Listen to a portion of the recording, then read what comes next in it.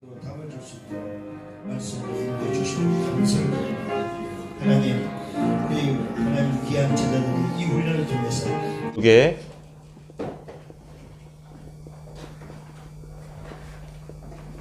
상담과 미션이라는 제목으로 같이 말씀을 나누겠습니다.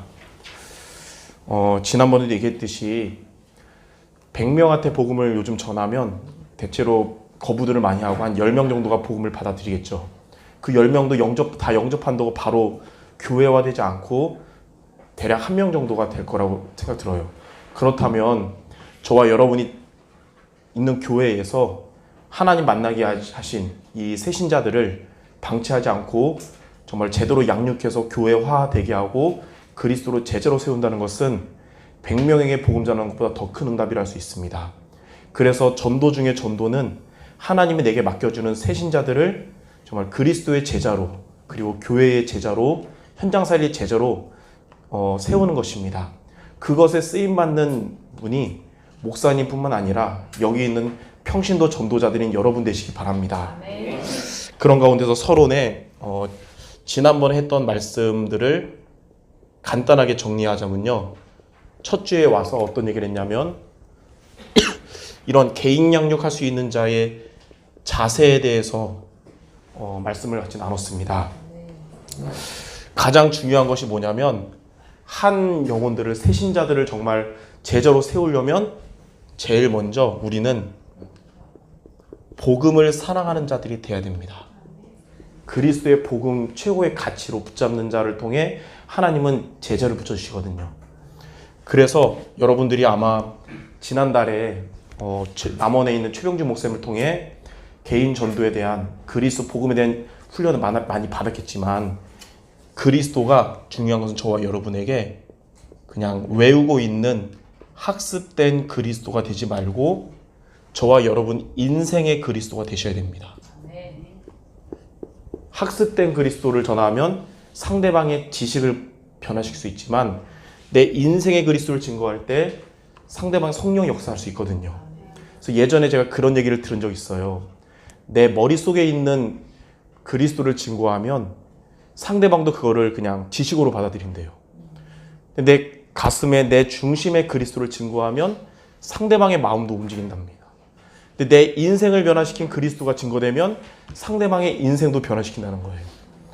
그렇다면 저와 여러분에게 그리스도는 우리의 머리에 있는 그리스도, 우리 중심, 우리 인생 총동원된 그리스도 되시기 바랍니다. 자, 그래서 이 내 인생의 그리스도, 복음을 사랑하는 자가 되면 첫 번째로 어떤 자가 되냐면 말씀을 사랑하는 자가 됩니다. 그래서 말씀을 사모하고 말씀을 따라가게 됩니다. 이게 바로 제자예요. 무리는 자신의 육신의 이익을 따라가는 자가 무리지만 제자는 말씀을 따라가는 자가 제자예요. 그래서 요한복음 14장 21절에 보면 예수님 말씀하셨어요. 나의 계명을 가지고 지키는 자가 나를 사랑하는 자다 그랬어요. 복음을 사랑하는 자는 말씀을 따라가게 될 줄 믿습니다. 두 번째는 뭐냐면요, 하나님이 내게 붙여주는 영혼을 사랑하게 됩니다. 복음을 사랑하면 영혼을 사랑할 수 있어요. 우리는 이제 말 잘 듣고 잘 따라오는 이제 성도들은 품을 수 있는데 되게 치유 많이 받아야 되고 막 갈등도 이러면 그 율법적인 생각이 나오려고 그럴 때가 있어요. 우리 인격으로는 한계가 있으니까. 그러나 이제 복음을 사랑하는 마음이 커질수록 그들도 품을 수 있도록 하나님이 은혜 주십니다.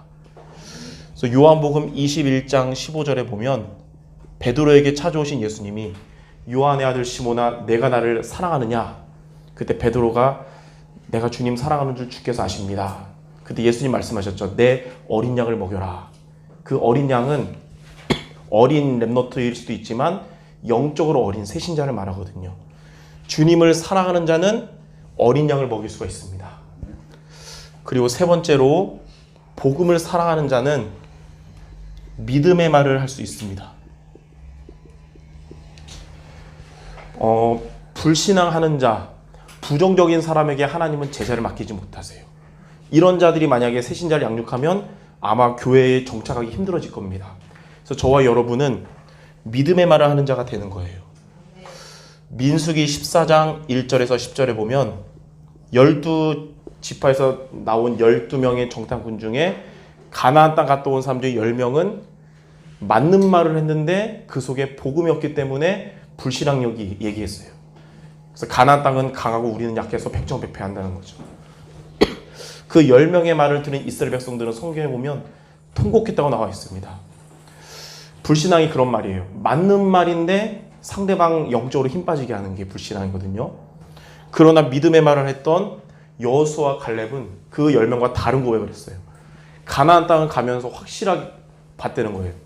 하나님은, 언약의 하나님은 바로 언약 가진 우리와 함께 한다는 것을 봤기 때문에 주님이 말씀하셨기 때문에 그 땅을 반드시 정복한다는 것이죠. 예, 결국 그들의 말처럼 됐습니다. 안 된다고 했던 10명은 그들의 말처럼 광야에서 뼈를 묻었지만 여호수아 갈렙은 가나안 정복하는 주역이 됐습니다. 예, 믿음의 말을 할 때 흑암이 무너지고 성령이 역사하시기 때문에 이런 믿음의 말을 하는 자에게 만나게 된 새신자들이 제자로 지속하게 될 줄 믿습니다. 그래서 복음을 사랑하는 마음이 있을 때 이 세 가지가 오기 때문에 이게 바로 개인 양육자에게 가장 중요하다. 이게 첫날 얘기했었어요. 지난주엔 어떤 얘기를 했냐면요. 이제 하나님이 내게 붙여주는 양육 대상자들을 어떤 메시지를 할 것이냐. 5가지였습니다. 첫 번째는 종교와 복음을 분별해야 합니다. 종교와 복음의 차이점 크게 2가지가 있어요. 출발점이 다르고 구원의 기준이 다릅니다. 저와 여러분은 이제 어느 정도 훈련받는 사람들이기 때문에 이게 복음인지 아닌지를 잘 분류할 수 있지만 새신자들은 잘 모르잖아요.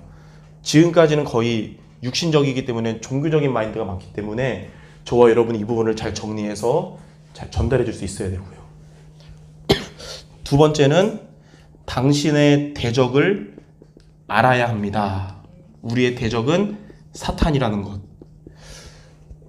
목사님 영접한 지 얼마 안 되는 믿음이 연약한데 분위기 좋은 얘기 해야지 왜 이런 우울한 흑암 얘기합니까? 라고 할 수 있지만 사탄이 만약에 없으면 이런 얘기 할 필요 없지만 존재하기 때문에 알려줄 수 있어야 돼요. 그래서 사탄이 어떤 존재인지 어떤 활동을 하는지 그러나 그리스도께서 이미 승리하셨고 우리에게는 이길 수 있는 권세가 있다는 부분을 전달할 수 있어야 됩니다. 그래서 새신자 때부터 영적 싸움을 할 수 있도록 도와야 돼요.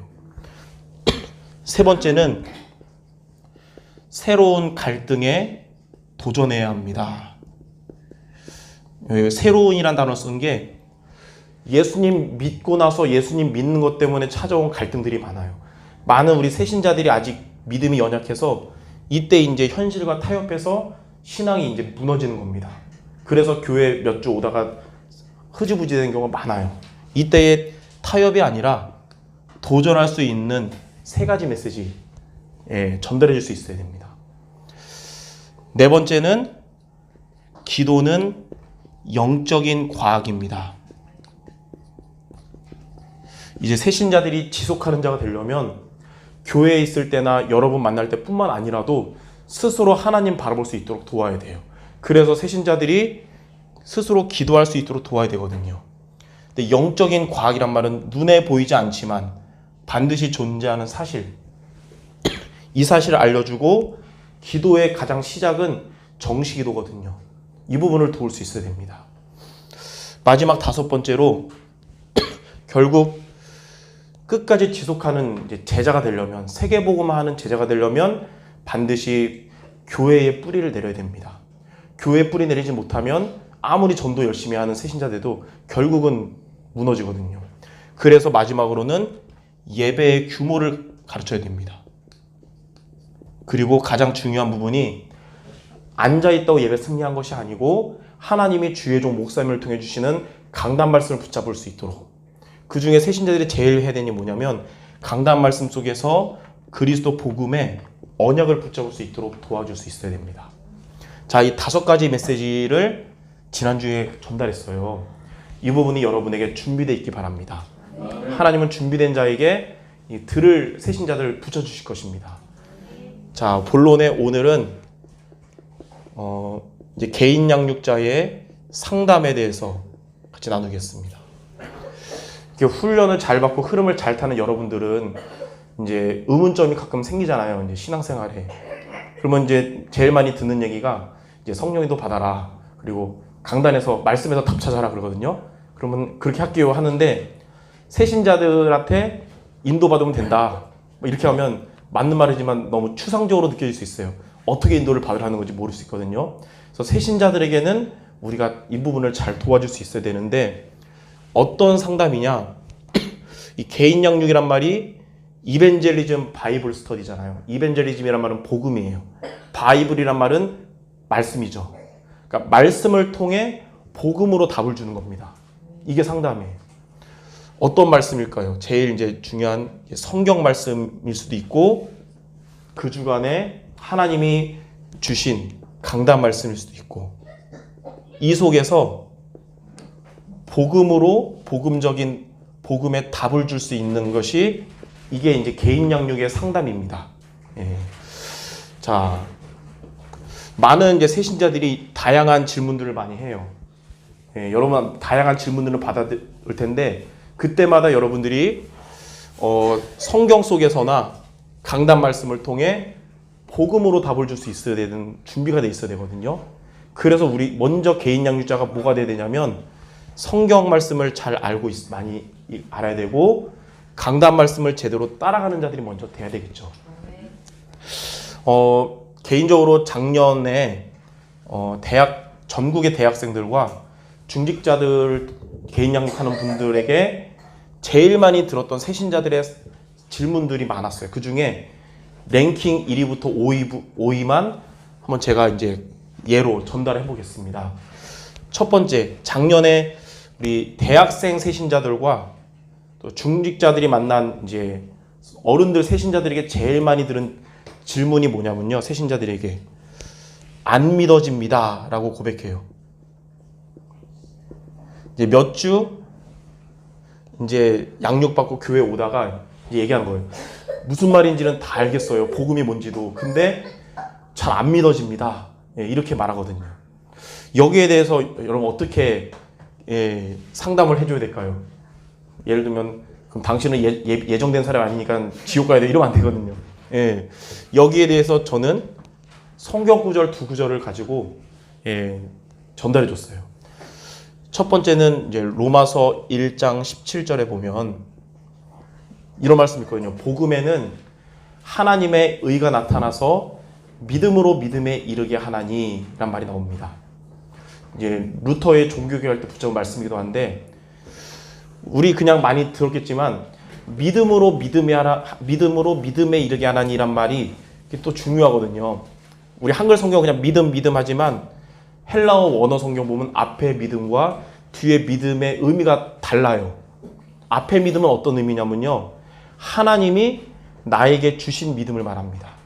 뒤에 믿음은 내가 하나님께 고백하는 믿음을 말해요. 그게 다르거든요. 똑같은 믿음 같지만 의미가 달라요. 그럼 앞에 믿음은 하나님이 저와 여러분에게 믿어지는 마음을 주신 걸 보고 뭐라 그러냐면 은혜라 그래요. 은혜. 뒤에 내가 하나님께 고백하는 믿음의 행위를 뭐라 그럴까요? 영접이라 그러죠. 그러면 순서가 나오죠. 하나님 여러분에게 믿어지는 은혜를 주셔서 여러분 예수 영접한 겁니까? 아니면 여러분 영접하니까 믿어진 마음이 생긴 겁니까? 은혜를 주셔서인 거죠. 그래서 이 부분을 얘기해 줘야 돼요. 너가 아무리 믿고 싶다고 노력한다고 그냥 하나님이 너에게 믿어지는 마음을 주시면 된다. 믿음의 출발은 내가 아니고 하나님이기 때문이다. 그러면 하나님이 언제 믿어지는 은혜를 주시냐?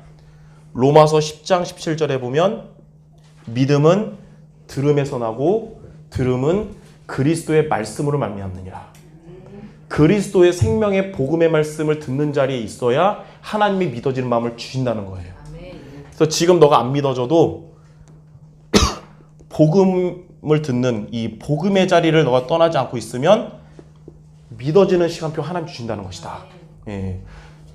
아마 안 믿어진다고 고백하는 사람들 중에 이제 그만하고 싶어요가 아니라 진짜 믿고 싶은데 안 믿어진다고 고백할 거예요. 그렇다면 복음의 자리를 떠나지 말라고 얘기하면 됩니다. 제가 이 다락방하는 이제 개인 양육하는 사람 중에 한 분은 이제 늘 얘기해요. 복음이 안 믿어진대요. 그래도 제가 이제 매주 복음 편지로 복음 듣자 해가지고 매주 듣거든요. 그럼 아직은 이제 포럼하자 그러면 오늘도 딱히 뭐 할 말이 없고요. 뭐 그냥 와닿는 것도 없고 뭐 들리는 것도 없고 뭐 이래요. 그래서 제가 이래요. 그래도 당분간 계속 복음 듣자 그러거든요. 예, 그렇다고 완전 방치되면 안 되니까요. 하나님이 너에게 시간표 줄 거다 그렇게 하고 있어요. 그러니까 안 믿어진다 하는 새신자한테는 이런 말씀을 통해 복음의 자리를 떠나지 않으면 하나님 너에게 반드시 믿어지는 은혜를 주실 것이다. 이렇게 얘기해 주면 됩니다. 두 번째로 많이 나온 새신자들의 질문이 뭐였냐면요. 몇 주 이제 교회 오다가 교회를 안 온다는 거예요. 왜냐면 교회에서 시험 들었어요. 왜 시험 들었냐면 이제 교인에게 실망했습니다.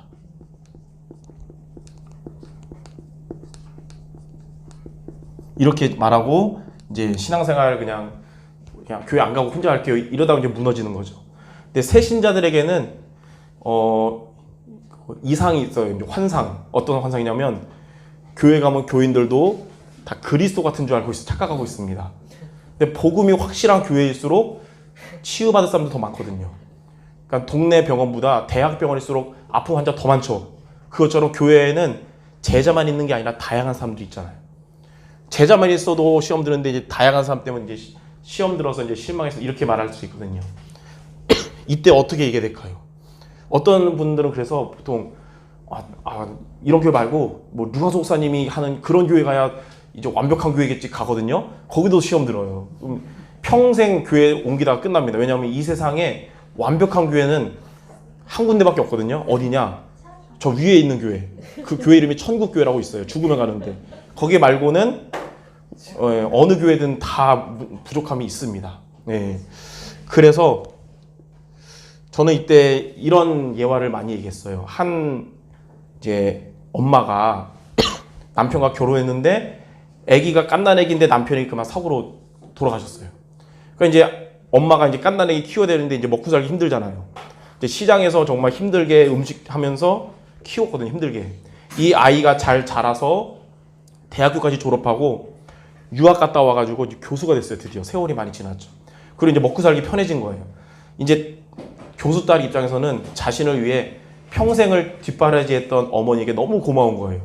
그래서 어머니한테 이제 질문합니다. 어머니, 이제 힘든 일 그만하시고 제가 이제 돈 잘 버니까 이제 남은 여생 편하게 사세요. 그러면서 소원 뭐든지 다 들어줄게요. 세계 일주도 시켜주겠습니다. 그러는 거예요. 근데 엄마가 뭐라고 말했냐면 내 소원은 한 가지밖에 없다는 거예요. 너가 나 따라서 한 번만 내가 다니는 교회 좀 갔으면 좋겠다. 그게 내 평생의 소원이다. 이런 거예요. 딸 입장에서는 세계 일주도 할 수 있는데 뭐 교회 한번 따라가는 거 어렵지 않잖아요.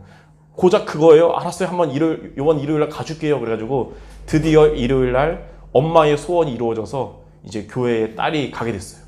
근데 교수 딸은 이제 기대했던 것보다 교회 가서 이제 실망했어요. 엄마가 이제 좀 대형 교회, 뭐 사랑의 교회 이런 데 갈 줄 알았더니 집 근처에 작은 20-30명 교회 간 거예요. 그 이제 앉아가지고 이제 너무 촌스럽네. 교수가 막 나는 퀄리티가 높은데 이런 착각을 하면서 이제 성가대 시간이 됐는데 성가대원들이 전문인들이 아니잖아요. 막 틀리고 박자 틀린 거 보면서 여기는 좀 격이 떨어지네 이러면서 이제 듣고 있었거든요. 또 설교 시간 듣는데 또 아이들이 막 돌아다니잖아요. 여기 막 떠드는 소리 들으니까 뭐야 여기 너무 애들이 참 예의도 없고 막 이러면서 막 좀 불편한 거예요. 빨리 집에 가고 싶다. 이제 예배 끝나자마자 집에 가고 싶은데 어머니 하는 얘기가 오후 예배까지 드려야 된다는 거예요. 그게 내 소원이다는 거예요. 그래서 억지로 앉아가지고 교회에서 이제 밥도 먹고 오후 예배 드리러 앉아 있는데 저쪽에서 재직해야 하는데 하필이면 그 주간에 또 돈 얘기 때문에 또 싸우는 소리 들리는 거예요. 그래서 뭐 이렇게 교인들이 이렇게 싸워가지고 자꾸 들린 거 보니까 돈 얘기 때문에 싸우는 거예요. 그래서 뭐야 내가 생각한 것보다 교회가 이거밖에 안 돼. 그래가지고 교회가 있던 곳이었더니 막 실망했어요.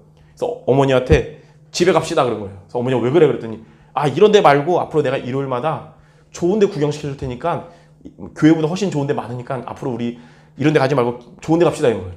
근데 그런 딸한테 어머니가 그냥 정중하게 딱 한마디를 했거든요. 근데 그 한마디를 들었던 딸이 그 잘난 딸이 할 말을 잃고 엄마 옆에 앉아가지고 끝까지 예배 드리고 갔대요. 그리고 그 다음 주도 예배 왔답니다. 도대체 어머니가 뭐라 그랬길래 그 대단하신 딸이 이렇게 생각이 바뀌어졌을까요? 어머니가 이렇게 얘기했습니다. 얘야, 나는 40년간 교회 다니면서 내 눈에는 예수님밖에 안 보였는데 너는 오늘 하루 교회 와가지고 네 눈에는 참 많은 게 보였구나. 이랬다는 거예요. 그러니까 딸이 뭔가 깨달음이 있었다는 것이죠. 자, 교회 생활은 사람들 바라보는 게 아니고 그리스도만 바라보고 다니는 곳이 교회입니다. 신앙생활도 사람 의지하는 게 아니고 세상 돈 의지하는 게 아니라 예수만 바라보는 게 신앙생활이에요. 그래서 히브리서 12장 2절에 보면 핍박과 환난 때문에 흔들리던 유대인들을 향해 히브리서 기자가 이렇게 얘기했잖아요. 믿음의 주요 온전하게 하시는 이인 예수를 바라보라. 예. 교회는 예수님만 바라보고 다니는 게 교회다. 이런 중심을 가진 새신자는 흔들리지 않습니다. 예. 사람은 의지할 대상이 아니고 살릴 대상이기 때문에 다. 예. 그래서 어떻게 하게 되냐면 예수 그리스도만 집중하는 게 바로 교회 생활이고 신앙 생활이다. 이걸 알려줘야 됩니다. 이거를 만약에 그래도 나는 뭐 누구 때문에 뭐 이거 할 수 없지만 정말 예비된 제자라면 여기에 깨달음을 얻고 다시 신앙에 도전할 것이에요. 자, 세 번째로 많이 나온 이제 질문들이 뭐냐면 이런 얘기합니다. 치유가 안 됩니다. 이렇게 질문하는 새신자들이 많았어요. 분명히 예수 믿으면 영적 문제 치유되고 정신 문제, 마음 치유된다 그랬는데 저는 교회 다닌 지 이제 몇 달 되는데도 왜 내 문제는 치유가 안 됩니까? 뭐 이렇게 하는 분들이 많았거든요. 여기에서 세 가지 중요한 포인트가 있어요. 치유라는 것은 어디 뭐 WRC라든지 무슨 집회 가가지고 확 바뀌는 게 아닙니다. 거기서는 그냥 충격을 받는 거지 치유는 그런 거 마치고 돌아와서 다시 평상시 삶 속에서 변화가 되는 게 치유예요. 예, 어디 가가지고 되는 게 아니고요. 또 치유는 막 은혜 자리에 있으면서 변화되는 게 아닙니다. 이 은혜 자리에서 은혜 받고 돌아와서 내 혼자 있는 시간, 하나님과 나만의 시간, 그때 변화가 되는 거예요. 함께 있을 때는 영적 분위기지 내가 이렇게 된 게 아니거든요. 혼자 있는 시간에 하나님과 나만의 그때가 진짜 내 모습이거든요. 또 치유라는 것은 한 번에 바뀌는 게 아닙니다. 예수님은 영접하면 한 번에 하나님 자녀 되는 것 같아도 치유는 각인뿌리 체질이 있기 때문에 지속이 있어야 됩니다. 지속. 어떤 분들 이래요. 아, 내가 우리 교회 담임 목사님 설교 10년 들어도 안 변했는데 그 목사님 말씀 듣고 한 번에 치유됐습니다. 그러거든요. 그거 치유 아닙니다. 한 번에 치유된 것 같은데 한 번에 돌아온 일이 생겨요. 진짜 치유는 가랑비에 옷 젖듯이 어느 날 복음 안에서 그 문제가 상관없는 나를 발견하는 게 진짜 치유입니다. 네. 자, 그래서 여기에 대해서 두 가지 성경 구절이 있어요. 빌립보서 1장 6절에 너희 안에서 착한 일을 시작하신 이가 그리스도 예수의 날까지 이루실 것이다. 우리는 아직 치유될 게 많아도 저와 여러분 안에는 완전하신 그리스도가 계시거든요. 그분이 연약한 나를 한 번이 아니라 점진적으로 변화시켜 나가시는 게 치유라고 할 수 있어요. 그리고 로마서 8장 28절에 보면 하나님을 사랑하는 자 곧 그의 뜻대로 부르심을 입은 자들에게는 모든 것이 합력하여 선을 이룰 것이다 그랬습니다. 치유가 뭐냐면 내 영적 문제 같고 내 단점 같은 내 문제가 갑자기 없어지는 게 아니라 하나님께 쓰임받는 게 바뀌는 게 치유입니다. 여러분 성격이 되게 거칠고 그런 사람이 구원받고 복음 안에 있다가 갑자기 천사처럼 바뀌는 경우가 아마 거의 없습니다. 근데 중요한 게 뭐냐, 그 성격이 전도와 선교에 생명 살리는 데 쓰임받게 되는 거예요. 그게 치유예요. 예. 다시 말해서 남들이 단점이라고 하는 내 문제가 하나님 앞에 사람 앞에 매력으로, 이게 매력이 되는 게 치유라고 보면 됩니다. 단점인 줄 알았더니 이게 매력이에요. 예로 저도 목사지만 저희 아버지도 목사님이고 어머니는 사모님인데 저는 가끔 그런 생각을 합니다. 엄마와 아빠와 둘이 성격이 바뀌었다면 참 좋았을 텐데 라고 생각을 해요. 아버지는 목사님인데 성격이 되게 부드럽고 약간 현모양처 스타일이거든요. 그래서 강단 설교보다도 성도 한 사람 한 사람 대화할 때 많은 성도들이 은혜 받아요. 근데 반대로 어머니는 사모님이지만 대형교회 부흥사 같은 기질이에요. 그래서 많은 사람들 영접시키고 했지만 또 어머니의 거친 말 때문에 상처받는 성도들도 많이 있어요. 그러니까 보통 반대 안 해요. 또 목사님이 가끔 막 은혜 받게 하다 상처받으면 사모님들이 힘주는데 반대예요, 우리는. 어느 날 어머니가 저한테 가끔 심한 말해서 제가 열받아가지고 엄마한테 그랬어요. 엄마 그좀 고치세요. 그 영적 문제예요. 치유받으세요. 그랬거든요. 엄마가 하시는 얘기가 나도 내 문제 안 되는 거예요. 근데 안 바뀐대요. 다락방 30년 동안 매일 9번 얘기를 했는데도 안 바뀐다는 거예요. 근데 중요한 게 엄마의 그 거친 성격이 전도에 쓰임받아요. 아버지는 워낙 양반 같으셔서 새신자들은 잘 양육하시는데 불신자한테 전도하시기를 아직도 힘들어하세요. 근데 어머니는 누구를 만나든지 다 영접시킵니다. 깡패도 전도하고요. 무당도 전도하고 감옥 가서 전도하고. 예. 그러니까 하나님은 각자의 캐릭터에 맞게 쓰시는 거예요. 그게 치유입니다. 뭐 성격이 거친 사람이 복음 안에 20년 있다고 천사처럼 바뀌거나 그게 아니라 이게 쓰임 받는 게 치유라고 볼 수 있어요. 혹시 여러분 약점, 단점이라 생각하는 여러분 문제 있다면 부끄러워하지 마시고 복음 안에 있으면 그게 하나님께 쓰임 받는 길이 될 줄 믿습니다. 자, 네 번째로 많이 나온 질문들이 뭐냐면요.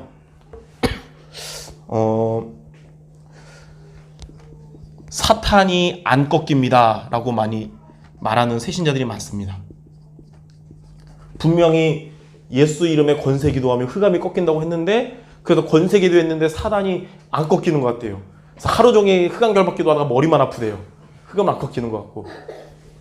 자, 왜 그럴까요? 예, 흑암 꺾는 나의 영적 상태가 더 중요하다는 뜻이에요. 만약에 제가 한 달 동안 머리를 안 감고 막 그러면 막 더럽겠죠. 그럼 지나가는 파리가 내가 있을 곳이야 막 올 거 아니에요. 그럼 저는 파리가 싫으니까 파리를 내팽개치겠죠. 파리를 안 죽으려고 도망갈 겁니다. 근데 문제는 계속 오겠죠. 근데 제가 만약에 내가 문제구나. 파리가 문제가 아니고 그래서 깨끗하게 완전 씻었어요. 그럼 파리 보고 오라 그래도 안 오겠죠. 우리가 아무리 사단결박기도 하더라도 우리 영적 상태가 지금 황폐하고 시험 들고 불신앙하면 흑암이 꺾이는 것 같지만 계속 우리를 속이겠죠. 근데 우리가 복음 누리는 영적 상태 된다면, 복음 영적인 힘을 얻고 있는다면 사단결박기도 할까 생각만 해도 사단은 도망갈 거예요. 그렇다면 사단결박기도 하는 것도 중요하지만 내 영적 상태가 더 중요하다는 겁니다. 마태복음 12장 28절에 보면 하나님의 성령의 힘을 얻으면 귀신이 떠나가고 하나님 나라가 임하느니라 그랬습니다. 하나님 주시는 성령의 힘을 얻으면 흑암이 떠나가는 거예요. 그래서 영적 상태를 회복할 수 있도록 이런 새신자들의 영적 상태 회복할 수 있도록 도와주시면 됩니다. 다섯 번째로 많이 나온 질문이 뭐냐면요. 말씀과 현실에 갭이 큽니다 라고 질문하는 새신자들이 많아요. 메시지는 막 세계복음화인데 내 현실은 지금 힘들다는 것이죠. 안 맞는다는 거예요. 근데 사실 말씀과 현실의 갭이 큰 게 아니고 말씀과 내 상태와 갭이 큰 겁니다. 말씀은 지금 세계복음화인데 내 상태는 지금 옆에 있는 새신자 살릴 수 있는 힘이 없는 상태라는 거예요. 그러니까 갭이 큰, 안 맞는다고 생각하는 거죠. 이거는 왜 그럴까요? 왜 갭이 크냐면 이렇게 질문하는 그 새신자분들에게 제가 제일 많이 쓴 용어가 뭐냐면요. 이 쓰리고 신앙이라서 그렇습니다. 그랬거든요.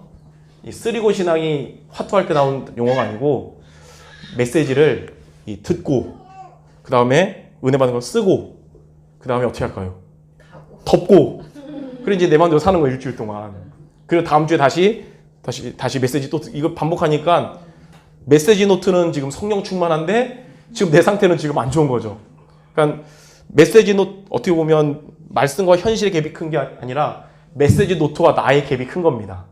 그래서 이렇게 얘기해요. 메시지를 듣고 쓰고 덮고 하지 말고 듣고 써고 매일 펴고 해라. 이게 갭이 줄어드는 비밀이다 그랬거든요. 그래서 시편 1편 1절 2절에 이런 말씀 1절에 3절에 복 있는 사람은 어떤 사람이 복 있는 사람이냐면 주의 말씀을 주여로 묵상하는 자가 복 있는 사람이다. 어떻게 되냐면 시냇가에 심은 나무처럼 모든 행사가 다 형통하게 된다 그랬어요. 그래서 하나님의 말씀을 묵상하는 것이 말씀과 현실, 내 상태와의 갭을 줄이는 비밀이다. 이렇게 여러분이 돕기 바랍니다. 이 5가지가 작년 기준으로 대학생 세신자들과 중직자들이 만난 세신자들이 제일 많이 나온 질문 랭킹 1위부터 5위였습니다. 이제 다양한 질문들을 할 텐데 그때 그냥 알아서 인도받아라 그러지 말고 복음에 관련된 성경 말씀과 그 주간의 강단 말씀 속에서 복음으로 답을 줄 수 있는 여러분들 되시기를 바랍니다. 예.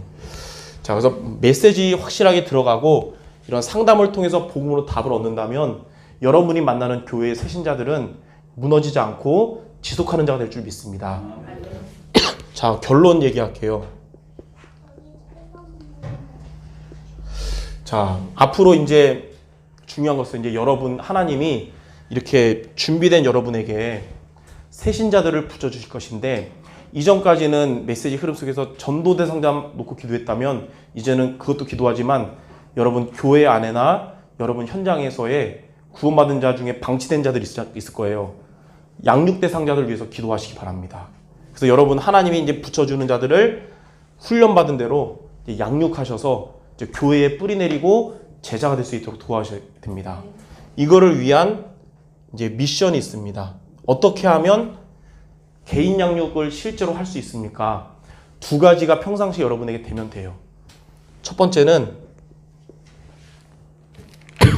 먼저 개인 양육자인 여러분들이 예배 시간 승리하시면 됩니다. 예. 예배 승리하는 자가 세신자를 제대로 살릴 수가 있어요. 아까도 얘기했듯이 예배 승리한단 말은 그 주간에 강단 말씀을 제대로 붙잡는 걸 의미할 수 있어요. 그래서 강단 말씀 속에서 제일 중요한 언약을 붙잡을 수 있어야 됩니다. 당장 내일 주일인데 내일 담임 목사님을 통해 하나님이 말씀 주실 텐데 언약을 붙잡아야 돼요. 언약이 뭐냐면 복음입니다. 제목은 매주 다를지라도 아마 복음 가진 다락방교회 목사님들은 늘 복음을 메시지 하실 거예요. 복음을 붙잡아야 돼요. 그리고 복음을 붙잡았다면 2번째로 뭘 붙잡아야 되냐면 이번 주에 내가 강단 말씀 속에서 내가 실천할 부분들, 미션을 찾아야 됩니다. 미션이 뭐냐면 내가 실천할 것 또는 말씀 속에서 내가 붙잡은 기도할 기도 제목, 이 2가지예요. 자, 언약의 복음의 말씀을 여러분 말씀 통해 붙잡고 그 주간의 강단에서 나온 미션을 실천하면 그때 일어나는 것이 말씀의 성취입니다. 예. 이때 말씀 성취를 볼 수 있어요. 이게 바로 기도 응답이에요.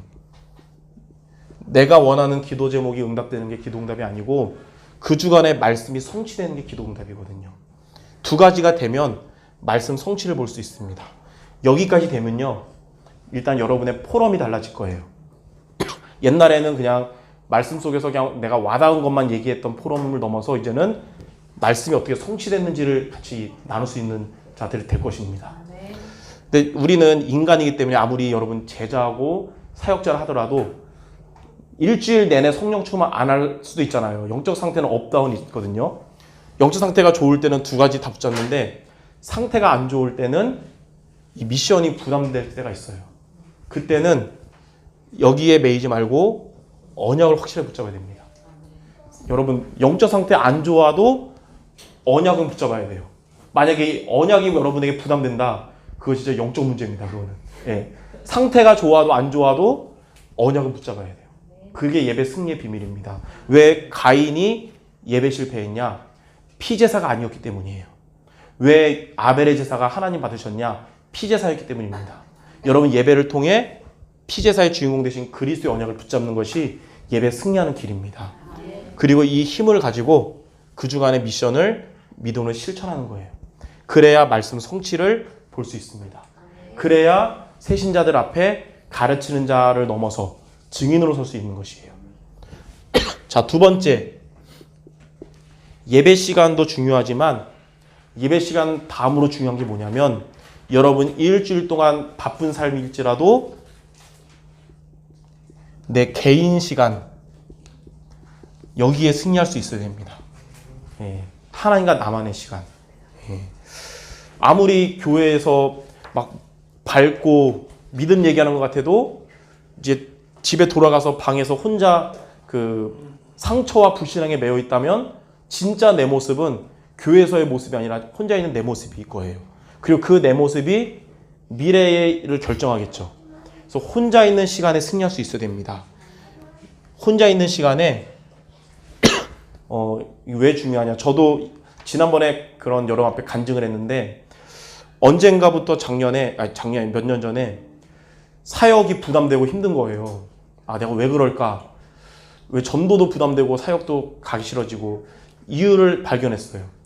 교회에서는 항상 저는 성령 충만합니다. 왜냐하면 보는 성도들이 많아서 성도들이 다 보잖아요.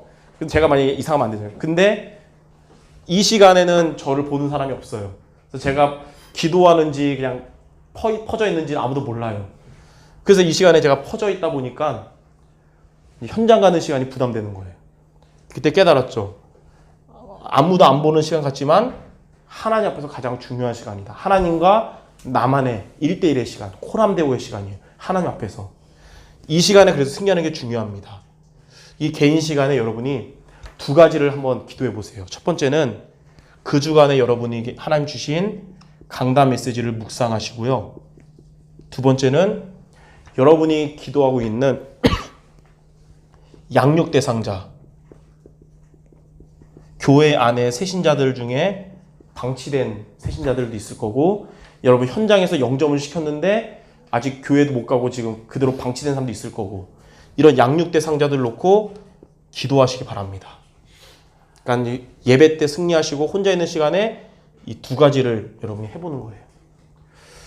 어떤 분들이 이렇게 얘기합니다. 목사님, 그러면 기준이 몇 분입니까? 어떤 분들은 5분만 해도 된다고 그러고 어떤 분은 1시간 하라고 그러고, 시간이 기준이 아닙니다. 짧은 시간이라도 여러분이 집중해서 은혜 받고 힘을 얻을 수 있다면 승리하신 거예요. 그래서 아무리 바쁜 사람도 이 시간에 승리할 수 있는 겁니다. 자, 이 두 가지를 여러분이 계속 지속해 보시면 하나님은 여러분에게 이제 현장 시간에 승리할 수 있도록 하실 겁니다.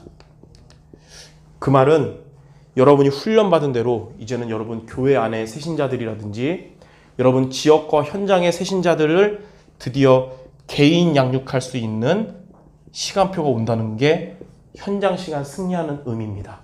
네. 그리고 여러분이 이제 훈련받은 대로 이런 자세를 가지고 메시지들을 전달하고 그때그때 질문할 때마다 복음으로 답을 주고 이렇게 하면 여러분을 만나는 새신자들은 이제 교회에 뿌리 내리고 그리고 제자로 세워질 수 있습니다. 그래서 이번 캠프를 통해 현장에서 전도 영접 많이 시키는 것도 중요하지만 하나님이 여러분에게 붙여주신 연약한 영혼들을 제자로 세우는 그런 전도에 응답받는 중요한 시간표가 되시기를 주님의 이름으로 축원합니다.